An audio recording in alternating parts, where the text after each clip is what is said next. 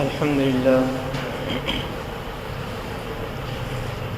لله وكفى وسلام على عباده الذين اصطفى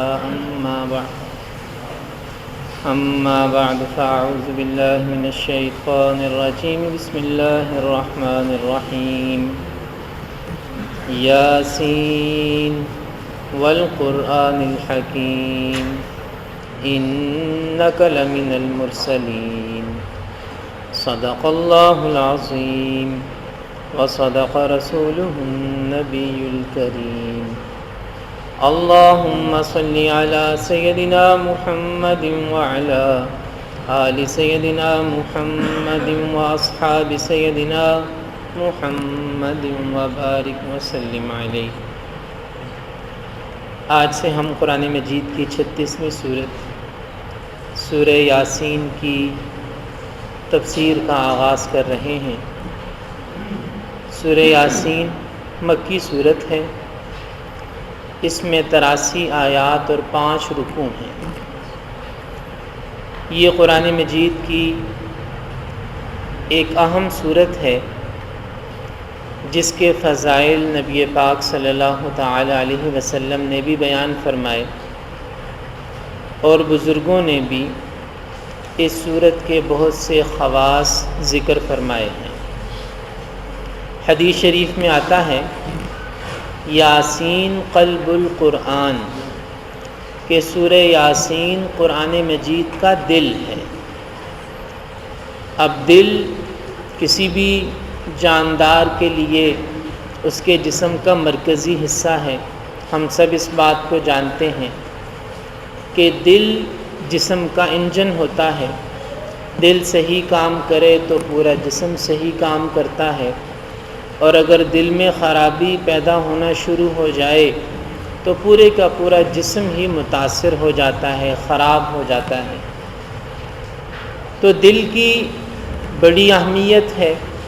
اور نبی پاک صلی اللہ علیہ وسلم نے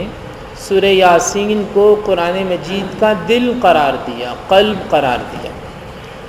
اس کے محدثین نے، مفسرین نے مختلف معانی بیان کیے۔ ایک معنی یہ بیان کیا کہ جیسے حضور صلی اللہ علیہ وسلم نے سورہ فاتحہ کو ام الکتاب کہا، قرآن مجید کا خلاصہ، قرآن مجید کا نچوڑ، یعنی جتنے بھی مضامین قرآن مجید میں بیان ہوئے ہیں ان سارے مضامین کا خلاصہ سورہ فاتحہ میں آ گیا۔ اسی حیثیت سے حضور صلی اللہ علیہ وسلم نے سورہ یاسین کو قرآن مجید کا دل قرار دیا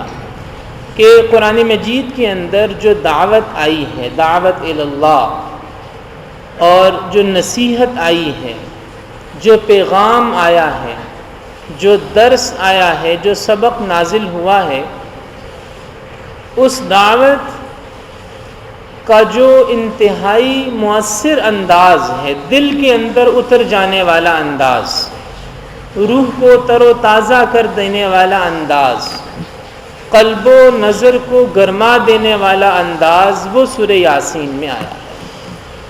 یعنی قرآن مجید پورے کا پورا دعوت ہے، تو اس دعوت کا سب سے زیادہ مؤثر،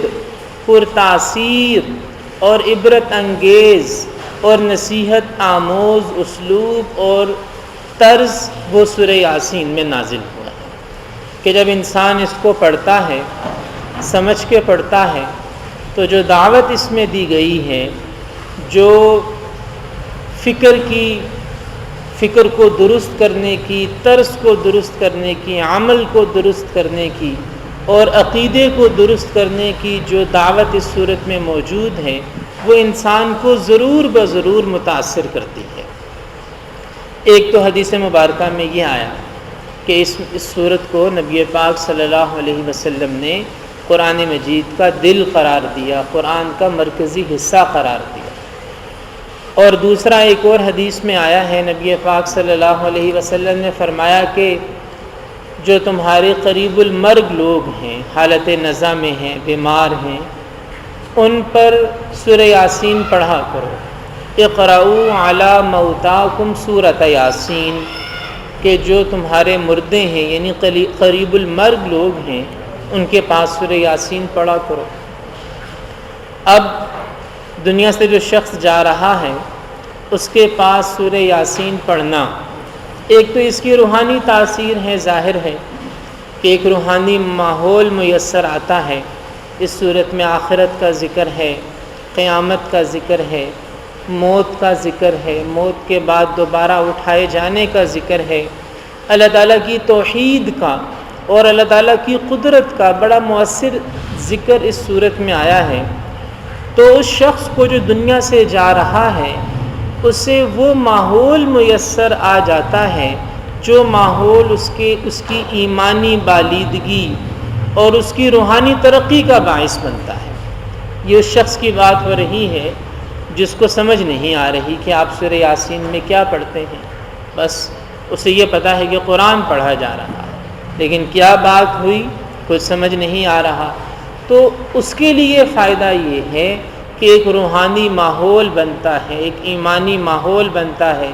روحانی اور ایمانی ماحول میں وہ اس دنیا سے رخصت ہوتا ہے۔ لیکن بعض حضرات نے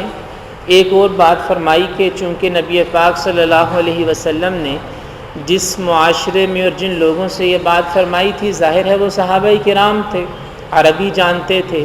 قرآن جب نازل ہوتا تھا تو فوراً اس کا معنی مفہوم سمجھ لیتے تھے۔ تو مقصد یہ تھا کہ اس میں چونکہ آخرت کا بیان ہے، قیامت کا بیان ہے، مرنے کے بعد دوبارہ اٹھائے جانے کا بیان ہے، اللہ تعالیٰ کی توحید کا بیان ہے، تو دنیا سے جانے والے کے دل و دماغ میں یہ سبق تازہ ہو جائے۔ جیسے آپ نے دیکھا ہوگا کہ بچے امتحان دیتے ہیں، بورڈ کا پیپر ہوتا ہے، یونیورسٹی کا پیپر ہوتا ہے، تو پیپر کے لیے جانے سے پہلے جلدی وہ ساری چیزیں دہراتے ہیں، جو چیزیں ساری پہلے یاد کی تھیں پورا سال لگا کے، تو امتحان سے 1-2 گھنٹے پہلے جلدی وہ ساری چیزیں دہرا رہے ہوتے ہیں، دوبارہ ایک دفعہ انہیں ذہنوں میں تازہ کر رہے ہوتے ہیں۔ تو بعض حضرات نے یہ فرمایا کہ نبی پاک صلی اللہ علیہ وسلم کا منشا یہ تھا کہ جب وہ دنیا سے جا رہا ہو اور اس کے امتحان کا وقت آ رہا ہے، یہ دنیا سے جا رہا ہے اور اس کا ٹیسٹ شروع ہونے والا ہے، اس کا پیپر شروع ہونے والا ہے، اس کا امتحان اب شروع ہونے والا ہے، جس امتحان کے لیے دنیا میں جس امتحان کی تیاری کے لیے اس کو دنیا میں بھیجا گیا تھا، وہ تیاری کا وقت گزر گیا اور اب امتحان کا وقت چند گھڑیوں کے بعد شروع ہونے والا ہے، سوال و جواب ہونے والے ہیں، حساب و کتاب ہونے والا ہے۔ تو اس پیپر سے پہلے، اس امتحان سے پہلے ایک دفعہ اپنے سبق کو دہرا لیں، اپنے سبق کو تازہ کر لیں۔ جیسے طلباء دہرائی کرتے ہیں امتحان سے چند لمحے پہلے، حالانکہ پورا سال پڑا ہوتا ہے، لیکن امتحان سے چند لمحے پہلے جلدی ایک نظر مارتے ہیں، ایک دفعہ دہرا لیتے ہیں۔ تو یہ بھی ایک بار دہرا لے، جو سبق اسے ساری زندگی میں تیار کرنا تھا اس سبق کی ایک بار دہرائی ہو جائے۔ یہ منشا تھا نبی پاک صلی اللہ علیہ وسلم کا، یہ فرمانے کا کہ تم اپنے مردوں کے پاس، یعنی قریب المرگ لوگوں کے پاس سورہ یاسین پڑھا کرو کہ وہ سبق اس کو تازہ ہو جائے، وہ سبق اسے ازبر ہو جائے۔ اب اگر اس منشا کو سامنے رکھیں، اب یہ ایک نئی بات ہے جو عام طور پہ ہمارے ذہنوں میں نہیں ہوتی، کہ اگر نبی پاک صلی اللہ تعالی علیہ وسلم کی یہ جو حدیث مبارکہ ہے کہ اپنے مردوں کے پاس سورہ یاسین پڑھا کرو، اس کا مقصد اگر یہ ہو کہ سبق تازہ ہو جائے، تو پھر اس سورہ مبارکہ کو پڑھنے کے ساتھ ساتھ مناسب انداز میں اس سورت کا ترجمہ اور اس سورت کا مفہوم اور اس سورت کا جو پیغام ہے وہ بھی مختصر انداز میں میت کے سامنے، یعنی جو مرنے جا رہا ہے، جو قریب المرگ ہے، اس کے سامنے اس کا بھی تذکرہ ہونا چاہیے۔ عام طور پہ ہمارے ہاں صرف کلمات پڑھے جاتے ہیں، سورہ یاسین کی تلاوت کی جاتی ہے، تو مناسب ہوگا کہ اگر ترجمہ یا ساتھ مختصر تفسیر، مختصر پیغام جو سورہ یاسین میں بیان کیا گیا ہے، اگر اس پیغام کو بھی مختصر انداز میں بیان کر دیا جائے، سمجھا دیا جائے، تو اس میں میت کا فائدہ اور بھی زیادہ ہے۔ تو یہ دو باتیں ہیں جو نبی پاک صلی اللہ تعالی علیہ وسلم نے اپنی احادیث میں سورہ یاسین کے بارے میں بیان فرمائی۔ پہلی بات یہ بیان فرمائی کہ یہ قرآن مجید کا دل ہے، اور دوسری بات یہ بیان فرمائی کہ اپنے قریب المرگ لوگوں کے پاس جو دنیا سے رخصت ہو رہے ہوں سورہ یاسین پڑھا کرو، اور حاجت روائی کے لیے، اپنی ضرورت کے پورا کرنے کے لیے، حاجت روائی کے لیے بھی سورہ یاسین ایک مجرب نسخہ ہے۔